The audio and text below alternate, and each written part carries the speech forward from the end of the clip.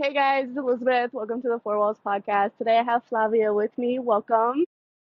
Hi, thank you so much, Elizabeth, for having me on. I'm so excited to talk to you. My name is Flavia. I'm known online as Latina Traveler. I'm originally from New Jersey in the States, but now I'm currently living in Portugal in Lisbon. But I've lived in Barcelona, I've lived in Budapest, in Lima. I've lived in lots of different places. Yeah. Oh, that's so cool. So, with all this travel experience that you have, what's one of your favorite core memories? Oh my gosh, that is a tough one to be honest, because I feel like there's been so many different ones. I guess like the most important has been some more like a lesson that it's kind of taught me that like you have to be adaptable. Like you have to adapt to, whatever situation you're in because obviously it's going to be different, especially if it's like in a language that I don't know or, like a culture that I just don't know too much about. Just trying to adapt and make sure that obviously I'm sensitive to whatever the culture might be, but also in a way that I'm still feeling safe and obviously nothing happens to me as well. So, yeah. Yeah, I could imagine there's been a lot of bumps like that living in multiple different countries. Like, how Yeah. have you gone about like the language barriers, especially like in Budapest or in Portugal? Yeah. So I speak Spanish. So that definitely has helped like when I've lived in places in Latin America. And I feel like it helps a bit with Portuguese as well. It's not the same at all, but it definitely helps a lot. I'm taking Portuguese classes now. But with Budapest, yeah, Hungarian is very different. Like that was a temporary move. It wasn't like a permanent one at all. So I knew I wasn't going to live there forever. I was living with my boyfriend there at the time. He spoke some Hungarian, not a lot either, but like some. And a lot of people did speak English, like at least the places that I went to, so that was fine. But I think if I was like gonna move there, like as a permanent move or at least like more long term, I would probably try and learn some. But yeah, it was kind of rough. It was a little hard. I could only imagine, especially if you're only there for a short time. You're like, I'm gonna learn the key phrases, but sorry. Yeah, I learned like hi and like thank you. To be honest, I don't remember what they are anymore, but I was like, at least this, so I can say that, right? Yeah, so that's awesome. So what got you into traveling? Did you travel as like a young child, or was it more of like an adult thing you came into? Yeah, I did travel a lot as a child. So my family's originally from Peru, so I would go and spend the summers there growing up. And then I also had family like in different states. So my dad loved to do road trips. So we would drive from Jersey to like DC or Mhm. Florida or Denver, like literally all over the country. So it just became something I got really used to doing. And so as I grew up, I just started to do it more and more and started to go farther. That's awesome. So how was it spending your summers in Peru as a child?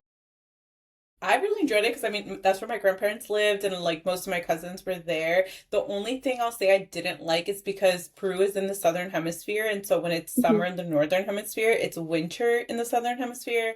So that means I was leaving summer to go to winter. So that was like really my main thing that I didn't like because it was just cold and like it not rainy but just really cloudy. Like Lima gets really cloudy in the winter and it just feels cold and I'm like, well, I don't get summers. So that was the only bad thing. But aside from that, I loved it.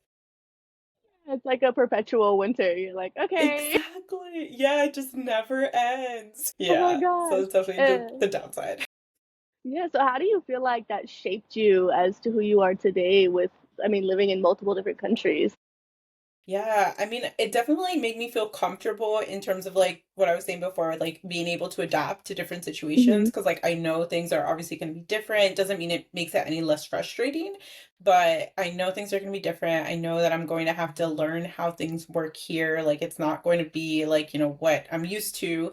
And so, just like being okay with that in a way, and just like being like, all right, this is just how it is here. Like, I just have to find a way to get through it and it'll be fine. Yeah. But I mean it's been a challenge. It's not to say like it's always super easy or anything, but I feel like it has helped a lot in terms of like just being like, okay, I just have to find a way to get through it. Hmm. Yeah, especially if it's something that you want, right? You always find that path through. Oh, that's so Exactly. cool. So Yeah. how has it been? So you lived in Barcelona, but you also went to school in Barcelona, right? Yes. Yeah. I So was. Yeah, Go I ahead, did sorry. a master's program there. So I'd actually been accepted into a program in New Jersey and I was going to do that, but I ended up doing a trip to Morocco, Paris, and then Barcelona. And I was like, at the time, I had just finished a 7-year relationship. And I was like, well, I finally have the time, kind of like the freedom to do it. And like, why not? So I last minute applied to a program in Barcelona, got accepted. And within like a couple of months, was on a plane heading to Barcelona, like totally on a whim. Originally was only going to go for a year and then was supposed to go back, but I loved it so much that I decided to stay, and now it's been like 6 years. So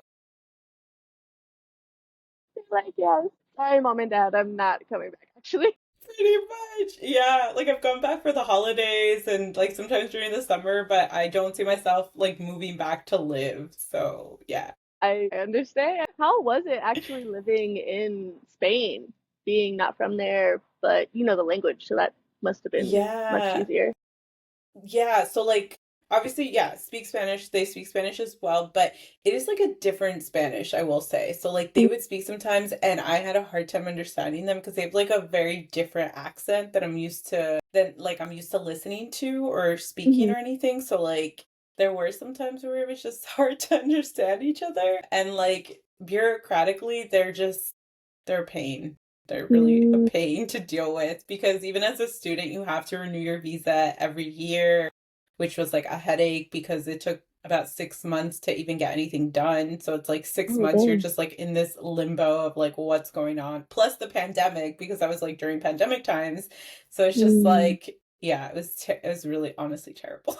When I think about it, I'm like I've been personally like victimized by Spain. I'm traumatized. Yeah, so even so after school, how was it working through the visa process and getting an apartment, not as a student, but as like a working adult? Yeah, so I didn't dorm at all in Spain. Like it's not as common to dorm. There are some places that they do, but like I think that's more for undergrad.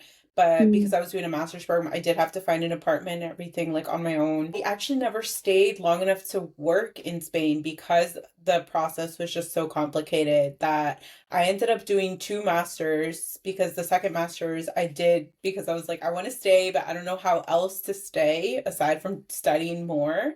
So I did two masters, and then after that was when I ended up leaving because it just was so complicated to try and switch my student visa to like a work visa. And that's how I ended up in Portugal, basically. Well, congratulations on your two masters. That's such an amazing Thank you. accomplishment. That's Yeah. so cool. Yeah. But it's so Totally unexpected, unfortunate. but here we are. So unfortunate that you had to leave the country even though you liked living there. What were some of your favorite things Yeah. about living there? I just loved that it was a city on the water. So it was like the Mm. beach was so close. You could go to the beach like every day, but you could also go to the mountains because they were so close. But then it's like also the city. So I felt like it just Hmm. had everything, which was so great because like weather-wise, it also didn't get super cold or anything. It never snowed. And so I feel like it just had all of the things that I'd been looking for in a place that I wanted to live in. But I mean, it didn't work out. I'm happy where I'm at now, but I'm glad that I got to have that experience. Yeah, it sounds like the LA of Spain. Yeah, in a way, yes.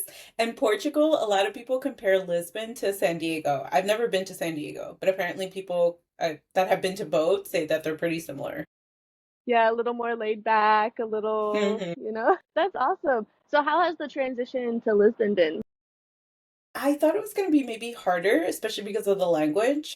Hmm. But it hasn't been so bad, honestly. Like, at least in terms of like visa and everything, it's actually been so much easier than it was for me in Spain that I just feel so much more relaxed that I'm like not as stressed about it. Because honestly, yeah, I was stressed a lot. I was just like cursing the Spanish government. I was like, I can't with you. Imagine you only have like 6 months of certainty, and then you're like, all right, now I have to Yeah. apply for this next one and hopefully get it. Exactly. Oh, it was such a headache. So yeah, now like the visa that I just had here was for 2 years, and now I'm actually currently in the renewal process. But once I get it, it'll be good for 3 years. So I'm like, oh, like it's not that much of a headache. It's so much easier.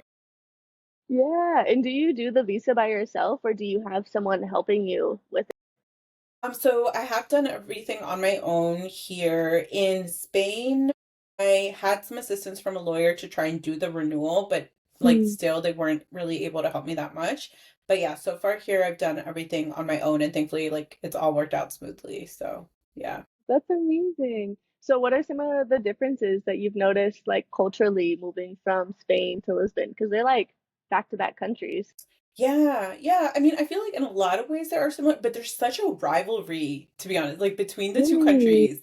Like a lot of Portuguese here speak English and they will like refuse to speak Spanish. Like if you speak Spanish to them, like trying to like, try and speak like, for them to understand you, they'll be like, no, no, let's speak in English. They like don't, I don't know, there's like such a rivalry between the two that I hadn't even thought about when I was living in Spain because I was like all the way on the other side of the country. So like I wasn't Hmm. even near Portugal at all. And I had actually never visited Portugal until I decided that I was going to be moving here. And that's the only reason why I came when I did, because I was like, yeah, I'd never visited or anything. And I was like, well, I guess I should go see where I want to live before I move there. So, yeah, I did a trip to Porto and Lisbon to decide. And then I didn't end up living in either. I lived in a small town. So it just like the whole thing was just a little crazy. But I guess like culturally, like food wise, it is different. Like they do have different foods. Um, Obviously language, it's different. But I feel like they're both pretty relaxed. Like they're both like kind of like chill people and stuff. Like for like compared to the rest of Europe, they're the two countries that travel the least just because like the salaries are the lowest. So people tend to like go out to eat more if anything or go out to drink, but like not necessarily leave the country so much. So, yeah. That's interesting. I would have never thought that Hmm. that because everything is so close over in Europe that I just think everyone over there travels because it's just like, oh, let's Yeah. drive 3 hours and it's a new country. Yeah, but most people would then fly or like take a train or something. Because yeah, you drive a few hours and you are in a different country. But yeah, most people I've noticed like will either take a bus or train or fly somewhere because that ends up being cheaper than driving there. Oh, I love that for that. I love that for you actually. Makes it super easy for you. And how would Yes. you how would you compare that to, living in the States? Yeah, I mean, I feel like with the States, it was just like so much of like a hustle culture, right? So it's like you're always like trying to build or like move up the corporate ladder or like trying to, get that next promotion. Where here, I feel like people don't really think about that.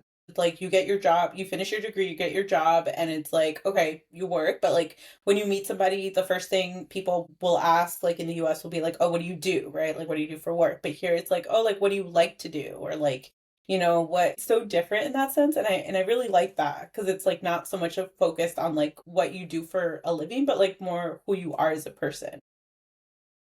I love that. Yeah, because I never even thought about how everyone's like, oh, like, what do you do? Where do you live? Not like, oh, what are your Yeah, hobbies?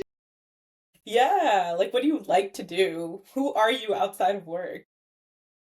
And then I feel like for a lot of people, that's so hard to answer because it's like, oh, well, what do we do outside of work? Yeah, yeah, because it's so ingrained in like what your day to day all the time that honestly like even moving here and it's been a few years now but sometimes I have a hard time making that distinction because I think like that idea is just so ingrained in like who we are that it's like I have a hard time separating it. It's awesome that you get to experience the new cultures and be able to like expand your horizon on how it is. Because, so many Yeah. people don't ever get past that, like, oh, all I do is work. And then you're like, actually, I do have hobbies. Actually, I like to do things outside of this. Yeah, yeah. Honestly, it is really nice because it gives you more of like that time, that flexibility to be able to like kind of venture more into those hobbies and like what you like to do. Yeah. So would you say, like, you have more obviously PTO and time off? Is it more flexible or like, how are like the work hours like working over there versus? Yeah, so well, actually, in like the last couple of years, I've started a travel business. So I do have a bit more flexibility in that, like where I, can kind of alter my schedule depending on like what I'm doing. But I will say that I still have like this idea of like I need to be productive and I need to work and I need to do things and grow and stuff. So it's like hasn't fully left. And now that I'm trying to create something for myself, it's like even more present in a way because I'm like, well, if nobody tells me to do it and I don't do it, well, then that means I don't get money. So it's like I have to do it. So it's been interesting to try and like kind of navigate into like this whole entrepreneurial like lifestyle and everything. I'm loving it, but it is definitely a challenge at times because I need more self-discipline and just like self-motivation without like, any external type of motivation or anything. But I like the flexibility that it gives me because if I want to do something like during the week, I'll like do that and then I know I'll probably just have to work a bit on the weekends if anything, but like I can just kind of, you know, make my schedule as I go. That's awesome. I love that. Especially being an avid traveler, it makes it so easy to be like, oh, I'm just gonna hop over here as being in Europe for the weekend and Mhm. I'll do all the work Yeah. Monday. Exactly. Yes. Or Yeah. like, so what are some of your favorite things that you found that you started doing since moving out there? What So I hobbies had have you picked up? always, yeah, I had always wanted to improve my dancing skills because I have like my family will dance salsa and like merengue and stuff like that. And I, as a child, was always very like embarrassed to dance. So I would see like my parents and my family members dance, and I was like, no, no, no, like I don't want to dance, I don't want to learn. And then as I grew up, I was like embarrassed that I didn't know. So Hmm. when I moved here, I signed up for dance classes. And so I've been like going to dance classes and stuff. And so it's been really great to like do something I've been wanting to do for so long that I just like put off or like didn't do or anything. So yeah. So cool. I love that. That sounds like such a fun time. Is there usually a lot of people in the dance classes, or is it more like, Uh, oh, yeah, there's okay. actually a lot of people that go, and then there's also like socials, so like on the weekends or like more during the summer, but also like now in the winter. So yeah, so it's really nice to like have that. And I have noticed such a difference from like when I started till now that I'm like, okay, yeah, I gotten better. Cool, and I feel like I always love that's one thing I love about going to Latin countries or like Latin bars, just seeing everybody Hmm. dancing because you're just so Yeah. mesmerized by how they move. And Yes. I'm always just like internally like, how do they know which way to move? Yeah. So that's something that I've been learning, like the guiding of the leaders, because like as a woman, like we're the followers, right? So it's like the leaders, like how, like as a follower, you'll be a good dancer if you have a good leader. So if you have a bad leader who doesn't know what to do or like how to tell you how to move, then Okay. yeah, you're not going to dance well. And it's crazy because some of the guys in the dance classes are not the greatest leaders, and they'll tell the followers like, "Oh, like you need to do this better." And in my head, I'm like, you just need to lead better. It's not a Actually, me situation, it's a you situation. yeah, because it's like if you're gonna lead, lead, lead well. Yeah, lead well. Don't like tell me to go this way, but then expect me to go that way. What is one of your like, favorite countries that you've been to now that you're living over in Europe? Oh, that's tough. So I had been to Morocco before moving here a few times, but I've been able to go back a bit more. And actually, one of the group trips that I led was to Morocco last year, and it was amazing. Like, I took 13 women with me around the country for like about 10 days, and it was great seeing it like through their eyes because I'd already seen it for a few times. So, like, kind of seeing it like new, like again. But Morocco is just so diverse, like in terms of like every city is just so different. There's like a blue city, a white city, a red city, like, and then just the spices and just, yeah. So I really love it. What's one of your favorite like excursions that you've done in Morocco? Going to the glamping in the desert. I really loved that because I had always wanted to do that and I did it on this last trip for the first time. Yeah, just like being able to like go to like in a tent, go to sleep in the desert and then you wake up and it's like you're in yeah, it was very surreal. I loved it. That sounds like such an amazing experience. How was the night sky there? I could only imagine that it was just so So vast. many stars. Yeah, so many stars. It was beautiful. Oh my gosh, that's such an experience. And how did you go about picking Morocco as the place to do this group trip?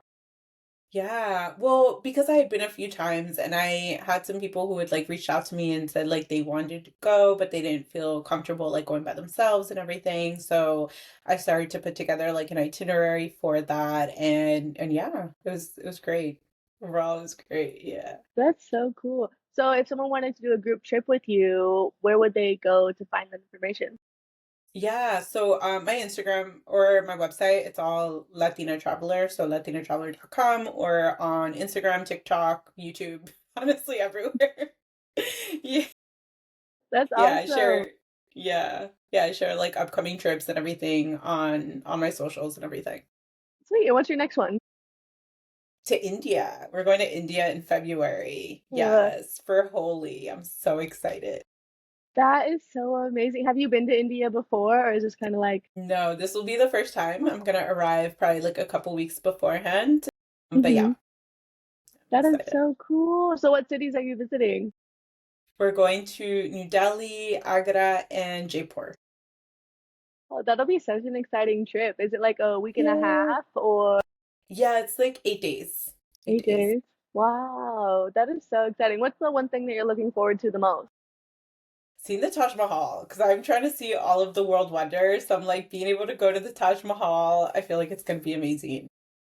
Which ones do you still have left besides that one? After that one, I still have Petra and the Colosseum, and then I'm done.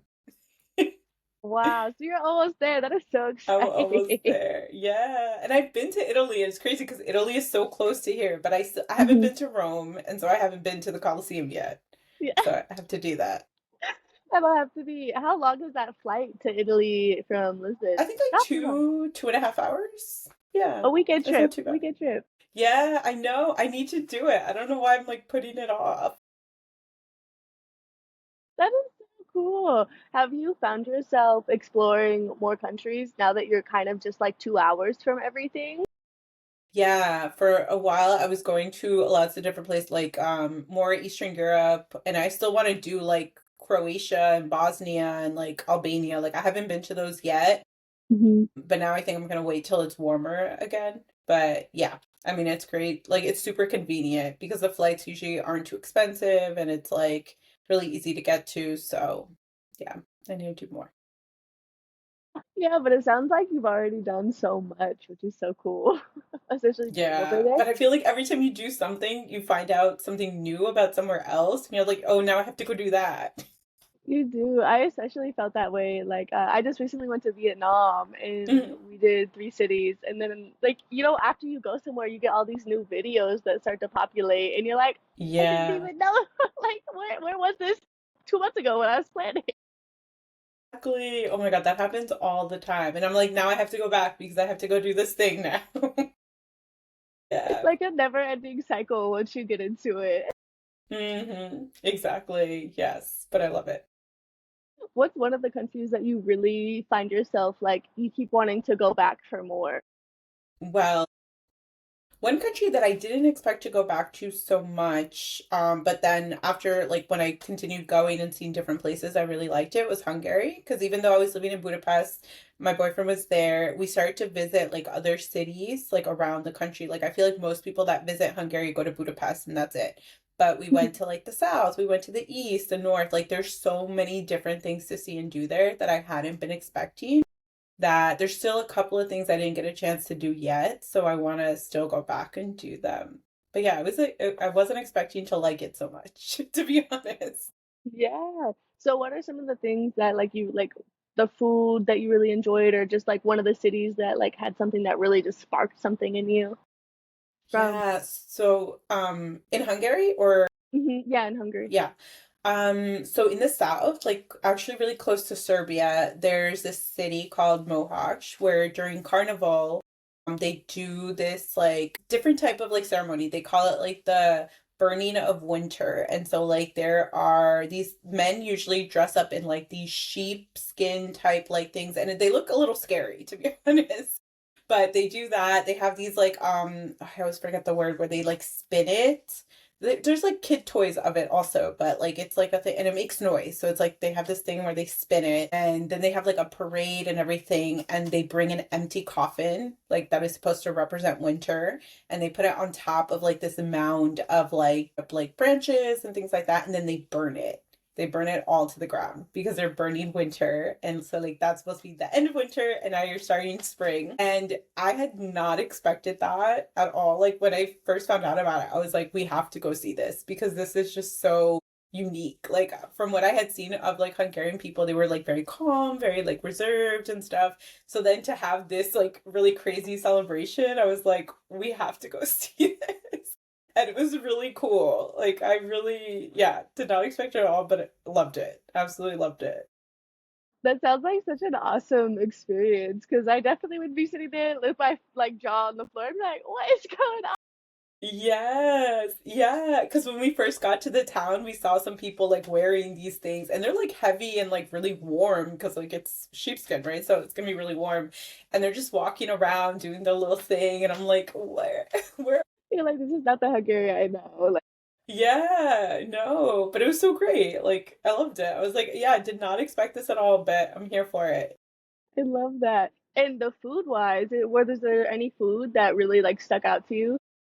Yeah, they have this soup called goulash, which is really good, like especially in the winter, like because it feels like cozy. It feels like a hug on the inside, which is nice. And then they have these things called langos. So it's kind of like a pizza in a way, but instead of like tomato sauce, it's usually like some type of cheese or you can have it with like ham or you can have it with like different things. So those I liked.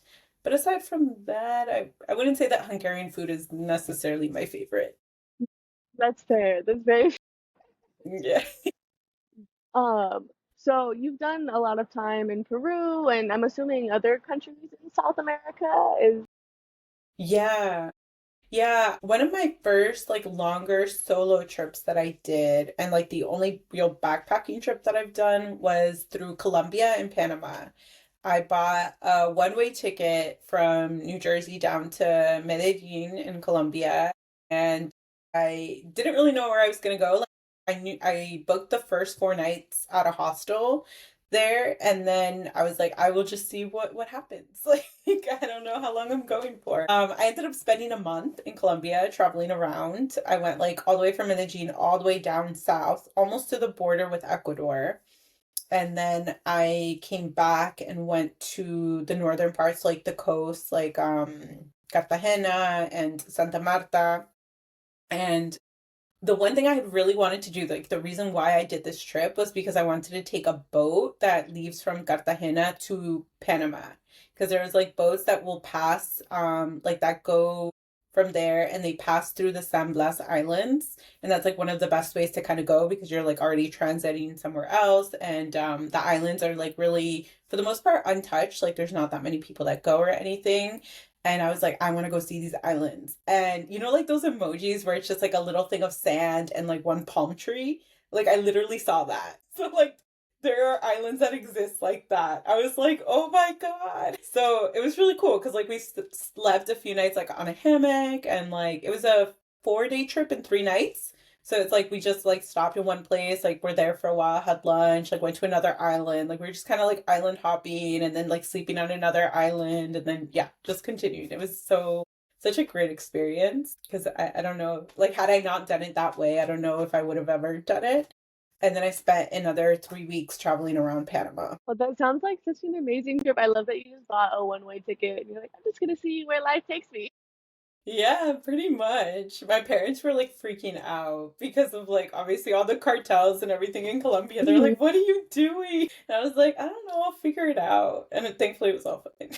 It was all good. Yeah, that boat trip sounds like such a fun time. And they like made all your meals Yeah. for you. Like, how was Yeah. that?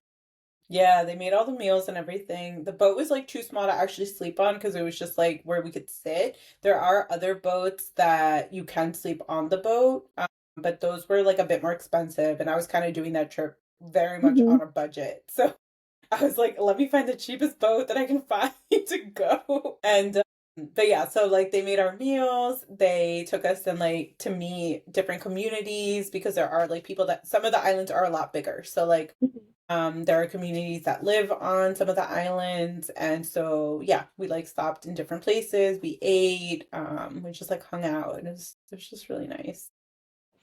That's an amazing time. And I love that you guys just slept in hammocks. Like, how much? It doesn't get much better than that. I'm Yes. not gonna lie. I love a good hammock. Yeah. Exactly. Yeah, it was great because like you wake up and you're like on the beach already. You wake It up was to the perfect. ocean. Like, who can even be mad at that?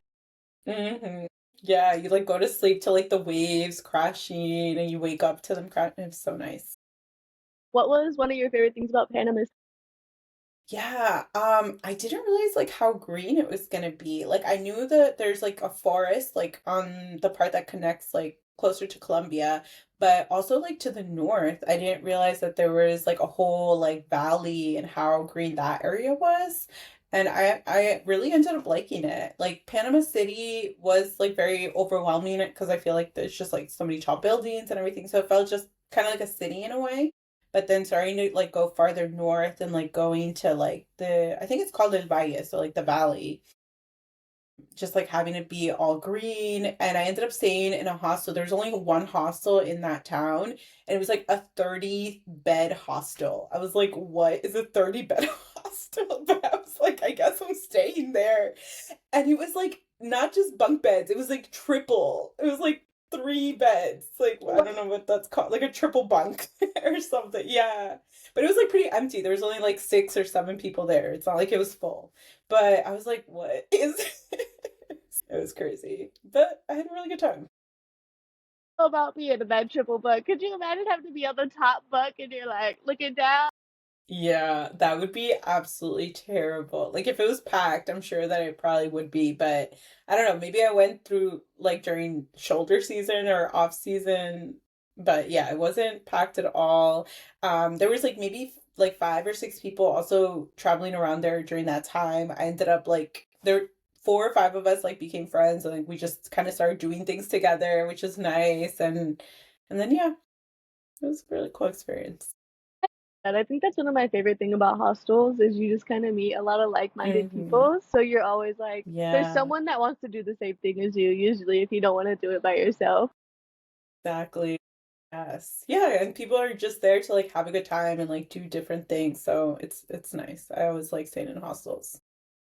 Have you ever had, I feel like everyone always talks about the experience of like not having an itinerary really and then meeting someone at a hostel and then they just end up going to a new place together. Has that ever happened to you? Yeah, well, kind of like with this trip because I knew there were certain places I wanted to go to, like I wanted to go to Cartagena and stuff like that, but I didn't really know how far south in Colombia I was going to go to or really like where I was going to be going, like when I was even going to do things. I was just kind of like really up for whatever happened. I ended up going paragliding in Medellin like on a whim because somebody else was doing it. I was like, yeah, that sounds fun. Let's do it. So we did that. And yeah, I mean, it was nice. I feel like it was great because I didn't have to plan things. Like I feel like now I've been like talking with some travelers and they're like, "Oh, I have to like book the hostels or something because then they're gonna like sell out." So it's like there's less spontaneity in a way because like everyone's just planning ahead so much that I don't know if like I would even be able to do the same trip the same way I did it because I would just book things the day before, sometimes the day of. But yeah, I feel like now it's like I don't know, maybe a little harder. I also haven't really tried to book like do a trip like that in a while, so I don't know, maybe it is possible, but from like what I've been seeing other people say, it's like they're booking things in like months in advance. I'm like, okay. Dang. I wonder if it's like the super popular hostels that are going viral or if it's just like, Yeah, I don't know. Because I've definitely that's still true. booked things like 2 days before. Yeah, okay, that's good. Yes. Yeah. Well, so I did this trip back in 2017. So it's like there Oh, was okay. Instagram, but it wasn't like it is now, right? So it's Hmm. like it wasn't as popular. Like I didn't have international data. So it's like unless I was on Wi-Fi, I just wasn't talking to anyone. So like you are just more in the moment. I feel like now that's so hard to do. Like you can't like when I landed in Medellin, I knew I wanted to land during the day because like I have to figure out how to get to the hostel. And I had like kind of written down the directions of how I was gonna get there, but it's still like I ended up taking a taxi because I was like, I have no idea and I'm tired and I just want to get there. But like I couldn't really look it up to see like, oh, where am I? Man, it's crazy how quickly traveling has changed because now everything is so accessible. Like you don't even have to Yeah. get like an eSIM anymore. You can literally just like, all right, I'm gonna go here and my phone charger or my phone provider is just gonna charge me X Hmm. amount, you know? Like you don't have Exactly. to plan anything. Yes, honestly, yeah. Like I remember like being stressed before trips and be like, I have to figure it out. Like I need to print it out, the maps or whatever. And now I like land somewhere and then I'm like, okay, how do I get to where I'm going? I'm like, okay. And that's it. Like no planning involved. I'll definitely be like, all right, do they use Uber? No, okay. Do they have like in Southeast Asia where they use Grab? I'm like, okay, so I have to download that app. Yeah. Like, do they have some kind of app or do I have to just get a taxi?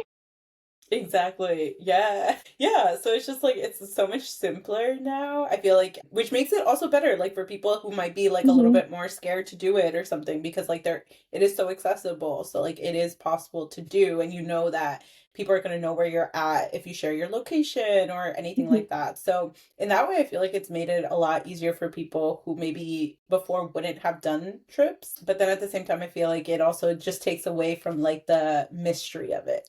It kind of does, especially because it is so accessible, right? So it's like you don't have to, you're never truly lost, right? Like, unless Yeah, your phone yeah, dies, like, you're never truly exactly. lost in like trying to figure out how to navigate things. Like, you're just kind of like, oh, I can just look it up on my phone.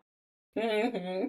So I do Exactly. think that definitely can ruin like the exploration of the city, you know, Hmm. for Definitely. sure. Yeah. So when you go on trips to new countries, how do you go about like figuring out what you want to do in those countries? Like what kind of is there like excursions that you always gravitate to, or do you just kind of figure it out when you get there? I feel like it kind of depends. Like, I went to Slovenia last year for the first time, and I had only seen Lake Bled that I wanted to go to. Like that was the one thing I knew I wanted to see. But I ended up going to the coast in Slovenia that I didn't even know that I mean, I'd seen on the map that they had a coast, but I didn't know what it really looked like or anything. And I was like, I'm gonna go. So I went and I, yeah, like I wasn't like really, I didn't have, had like no expectations of like what it was gonna be. And I ended up loving it. I also went to like this small town called Bovik, which is like very much like an adventurous type of town. And I had seen like pictures of it, but it didn't look as impressive in pictures, but in real life, oh my God, these mountains, like these snow-covered mountains in the distance, I was like, I feel like I'm in a movie with these like beautiful like mountains, and then like there's people canyoning and like zip lining and kayaking. I was like, oh my God, it is gorgeous. I wish I had had more time to spend there because it was just so nice. So I think it like really depends because I'm like I love to just walk around if I'm going to a city or something, but then I also love like adventurous like things as well. So I feel like it depends on like the destination. But normally there's like maybe a place or like an activity that I probably want to do in the country that I'm going to, but a lot of other things I kind of leave it up to like let me find out what's there and see like what else I can find or like but I do spend like a lot of time on TikTok or Instagram or YouTube, like just like scrolling and looking up things like what can I do to like have an idea at least. But then I also like to just leave it certain things a little open if I can. For sure. That's definitely a fun way. I love that you found a little winter wonderland too. It sounds like such a dream. My God, it was so pretty. And I went during the summer, so it's like that means those mountains are high to like have snow on them. They are tall Hmm. mountains, but those views, I like I can't get over it. It's like one of those things where you're like, is this real or am I dreaming? It honestly felt fake. That's why I was like, this looks too good. Like, yeah, but it was gorgeous, absolutely gorgeous. I'd go back in a heartbeat. Oh, that's I'll have to write that one down for sure. Because that sounds Yeah, like I love a good nature trip, like just being outside, especially in like a good snowy vibe. It's just like, oh, it's so cold and fun. yeah, yeah, definitely. What would you say is one of the most adventurous things you've done on a trip? I mean, I've like hitchhiked a few times. I don't Really? know if that would be adventurous. I don't know if that's I what you feel like mean. I definitely think that counts as adventurous. Yeah, yeah. One of the first times, I think in 1 year I did in Colombia and in Hawaii. So I think Colombia was first because that trip that I did when I was like close to the border with Ecuador, there was this like sanctuary that I wanted to see because it's like over a valley. And so like it's just over like a river in a valley. And I was like, I have to go see this. But I didn't really look at the time, like the bus times going back to where I was actually staying. And so I wanted to kind of stay for the sunset, but I'm like, wait, but if I stay for the sunset, then it's gonna be too late for me to go back. So then I started to go back, and then I was like looking at like the photos I had taken of the bus times, and I was like, I'm not gonna make this bus.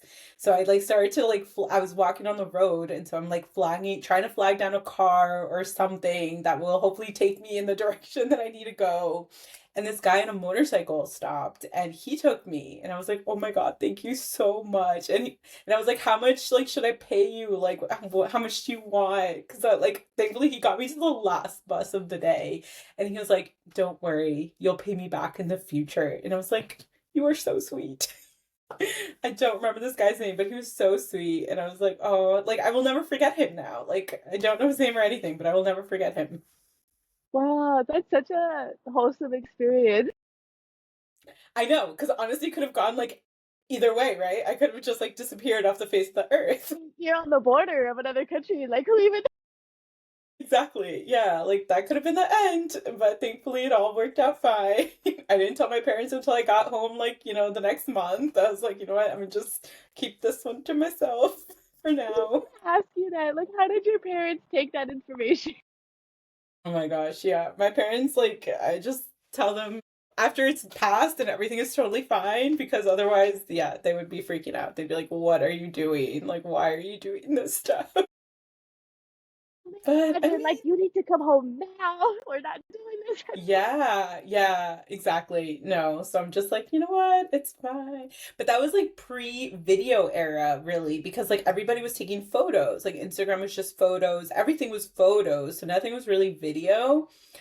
There's so many trips that have passed that I'm like, I wish I like captured the moments the way I capture them now to remember them better because they literally only live in my mind. Like there's nowhere else that these memories live because I just wasn't doing it the way I was doing it like that I do it now. And so like there's no videos of that trip at all. There's photos. They're honestly crap photos because I had a terrible like not a terrible phone, but like the quality's just gotten so much better now that I look at those Yeah, photos and I'm like, this is terrible. What am I gonna do with it? print But it out, yeah. make a scrapbook.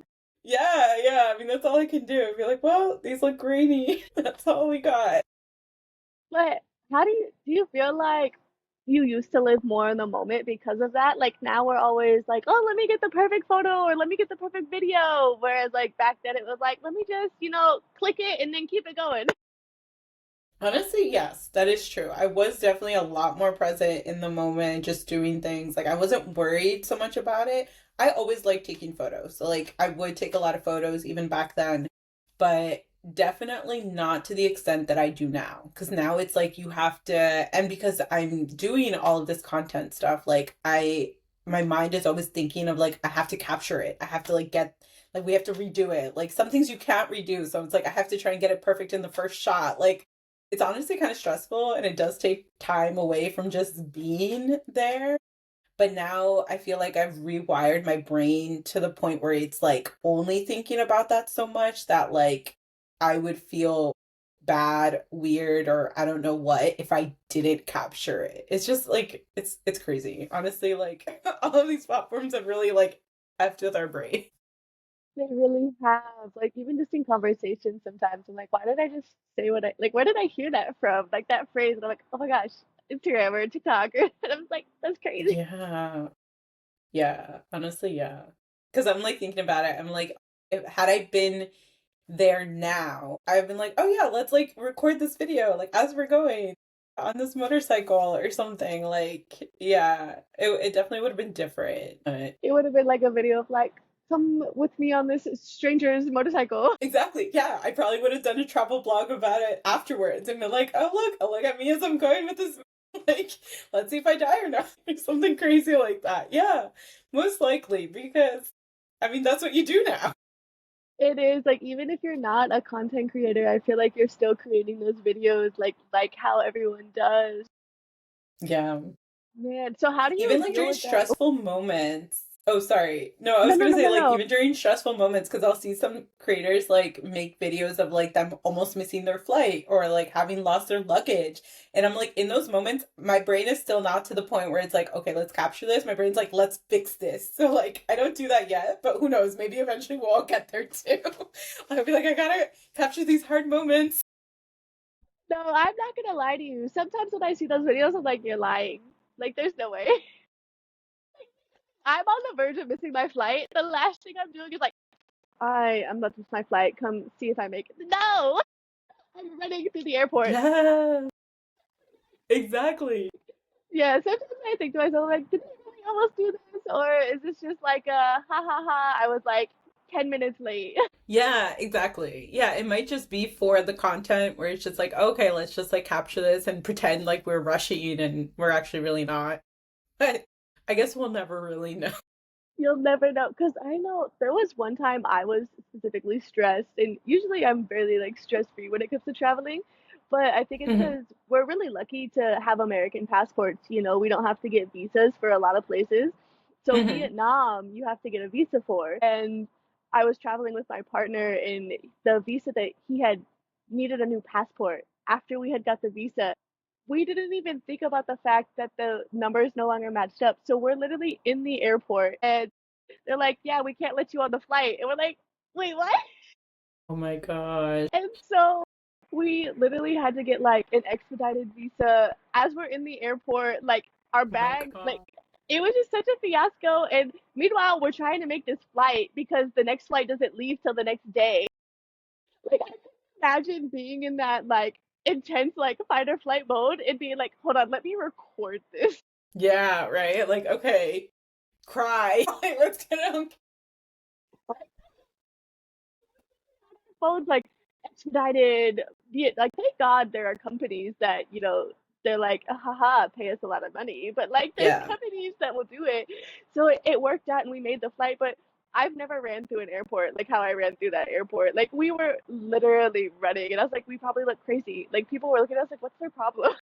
Yeah, honestly, yeah. So I don't know. I don't know. I'm gonna say they probably are kind of faking it in a way because like when you're stressed, it's like you don't want to see me stressed on camera.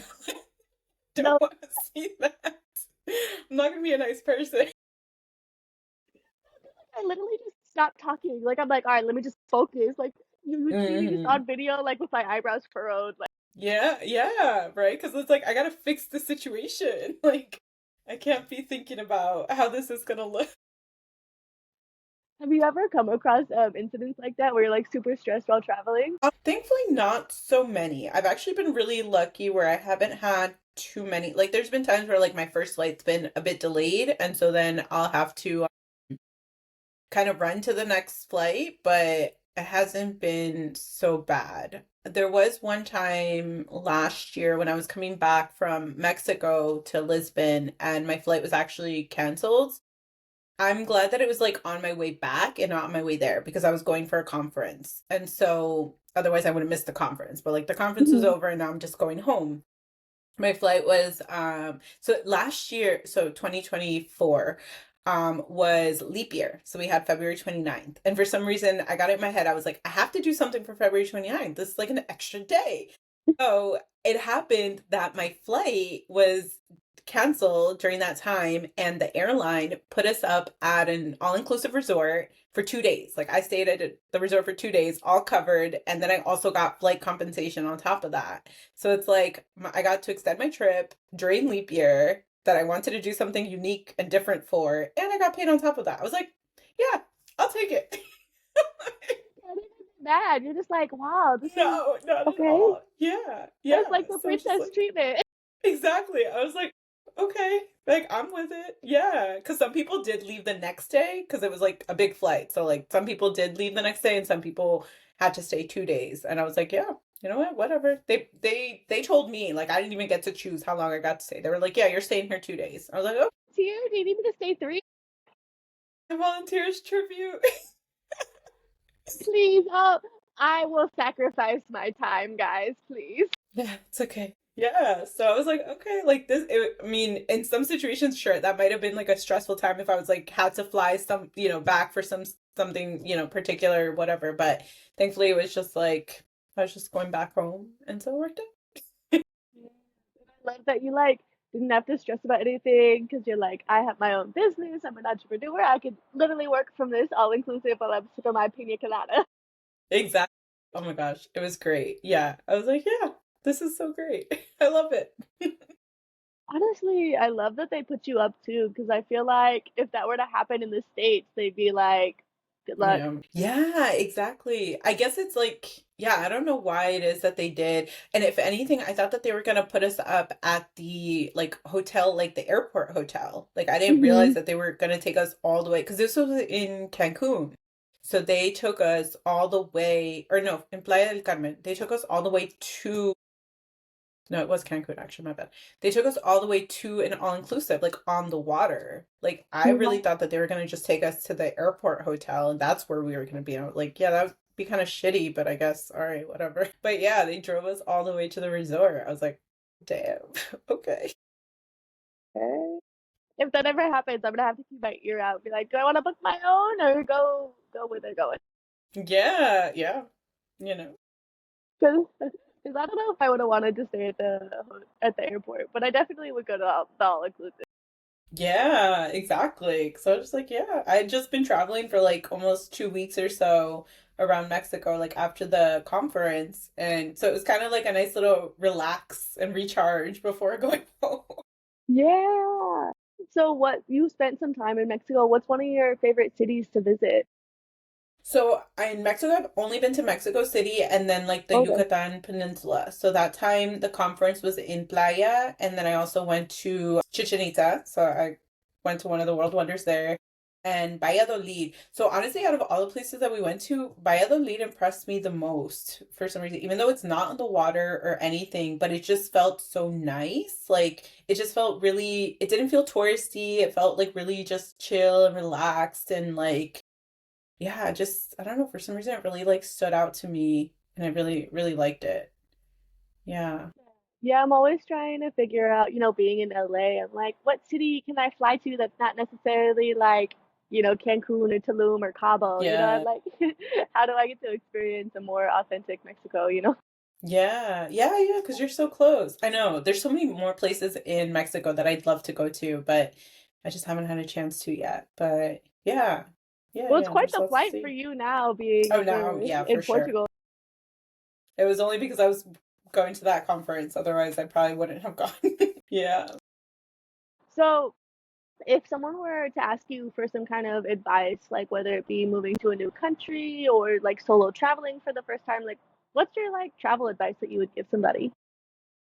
If somebody were to do solo traveling, I would definitely say to whether it's like through your own phone company or like getting an eSIM or something, like just having that, because like especially if you're gonna do it for the first time, like it can be a little nerve-wracking. And so like being able to connect online or being able to like talk with family or friends or something, like just having that connection helps a lot, especially like when you do feel stressed and like there are times that maybe you go somewhere and people aren't as because yeah, sometimes I mean I happened to some hostels where like people just weren't that friendly, and so like it felt like lonely because I was just like, oh, that sucks.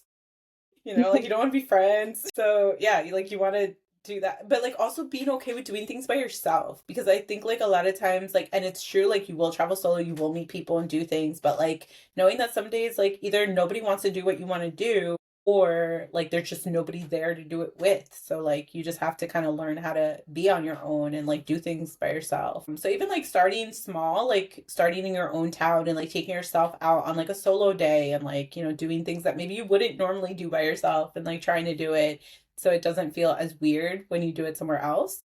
And I feel like it's easier going somewhere else and doing things by yourself because like nobody knows you at all. Like if you're in your hometown, like, you might run into somebody who and they're like, "Why are you by yourself?" But in a totally different country that nobody knows you, like just do whatever. Like nobody's going to care. Nobody's going to remember. Like unless you're acting like a total crazy person, like nobody's going to remember at all. Like most people are just doing whatever they're doing. Like nobody's paying attention to anybody else really. And when it comes to living abroad, I would say like doing your research because I feel like lately I've been seeing like a lot of people post like, oh, there's like visas to go here and go there, but like actually doing the process is so different than just like getting the visa that like people are honestly struggling. Like I've met some people who like ended up leaving after a few months, like even after doing like such a long process because like they weren't expecting it to be so difficult or like they were expecting it to kind of be like the US but abroad and it's like no place is going to be like the US abroad. So it's like you have to kind of get out of that mentality of like it's going to be like home but somewhere new.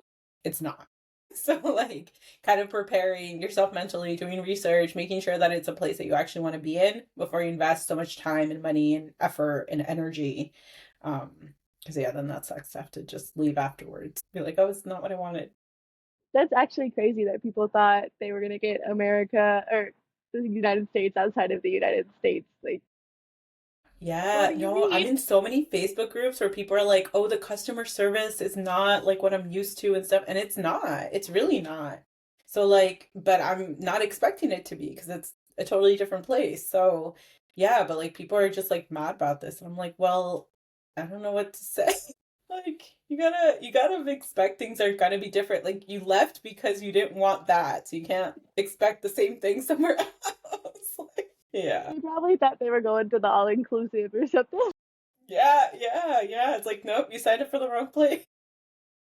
I'm so weak. That's actually just a crazy mindset to have. But I was actually thoroughly surprised when you said it was like you were having such a hard time getting your visa for Spain because that's one of the places that I hear so many like they're like "Oh, get your visa to Spain, Spain, Spain, Spain," and I'm like, Yeah, okay, and then you're like, nah, this is a crazy process. So I'm like, no, I'm like, no, I'm like traumatized. I'm like, no, I don't want to go back. I'll visit, but I don't want to go back. I have a friend who's still there. I met her after she had been there for a year already. So she's been there now for 7 years. wow. And she recently, like in the last couple of years, changed to like the D8, like the digital nomad visa that they have. And like something I feel like people don't talk about online is like now you have to like if you're gonna be there as like a she has like her own thing, like she's a freelancer. So that's considered for Spaniards like to be independent work. And so like you have to register as like an independent worker and then you have to pay monthly taxes and like you have to do all this stuff that like nobody talks about. So it's like all these things that you're just not going to expect until you're there. So it's like do your research because it's not if it seems easy, then it's too good to be true. Yeah, because monthly taxes is wild. Whoa, Yeah. you really gotta be on your finances. Yeah, yeah. I'm like no. No. Never again. No. Man, yeah, because you do see like all these digital nomad visas popping up, and I'm like, oh, they make it seem so easy, but now I'm like, okay, probably not as easy as they make it seem. Yeah. Yeah, no, it's a headache. But I mean, if it's like something that you want, then like you'll be okay with like dealing with it. But yeah, some people are just like, oh no, I want, the easy thing. It's like, well, yeah, Surprise, none of it's easy. basically, that's what it feels like. It's like I got gypped. Okay, so one of the last things that I will ask you while I have your precious time is just about your first solo trip. Like, where was it to, and what was it like? Okay, so this is an interesting one. So like when you say solo trip, like completely on my own, or like just without any family or friends. Because like my Ooh, first trip ever was a solo trip was like a group trip, like but with strangers that I had never met until I arrived in Switzerland. So I mean, we could talk about both. We don't have to pick. okay, so let's do that one first. That one I was actually 15. So in Wow. Latin America, a lot of people do quinceañeras. And my Hmm. parents gave me the option if I wanted to do a quinceañera or if I wanted to go to Europe for the first time because I'd never been. And so I was like, yeah, let me go to Europe because it was going to be a 3-week trip. So I was like, yeah. And they had signed me up for this group trip that left out of Chicago and we lived in Jersey. So like I wasn't there and they had all met each other before the trip and everything, but I wasn't going to meet them until the trip started in Switzerland. And so yeah, I like went to Switzerland not knowing anyone. It's just like I'm here. Thankfully we all had these similar like they sent us these shirts that we had to wear on plane day. So I was wearing that shirt and that's how I found them and they found me. But yeah, it was like 3 weeks traveling around 6 different countries. And yeah, I mean, I didn't know anybody. This was like really pre-social media time. Like Facebook only existed if you like were in university and had like a college email and stuff. Yeah. So like there was only, I guess, regular email, but who did that? I just didn't keep in contact with any of the people that I met that summer. But yeah, so that was like my first time really going anywhere like without anybody that I knew. And it was just very, yeah, Wow, it and was you were cool. so young, and everyone was your age still? Yeah. Yeah, everybody That was is 15. so cool. Yeah, because usually, like, most of those group trips are like you have to at least be 18. So the fact that you got to experience that at 15 is really such a cool experience. Yeah. Yeah, so it was like really different. And I'm glad that I did it and everything. But yeah, I was like, now looking back, I was like, wow, this is so crazy. Yeah, like how many 15-year-olds are like, yeah, spent 3 weeks in Europe, all by myself, no parents. Exactly. I mean, we had counselors, but to be honest, I don't remember who they were. Like, I don't remember at all. Like, I think there was like 30 or 40 of us, and there was like Wow. maybe 3 or 4 counselors. I'm like, I don't know. They were there, Mm, but I don't remember them. they were off on their own trip, actually. Probably, probably. They're just like, get on the bus and then we'll go. We'll see you. So where was your first like solo?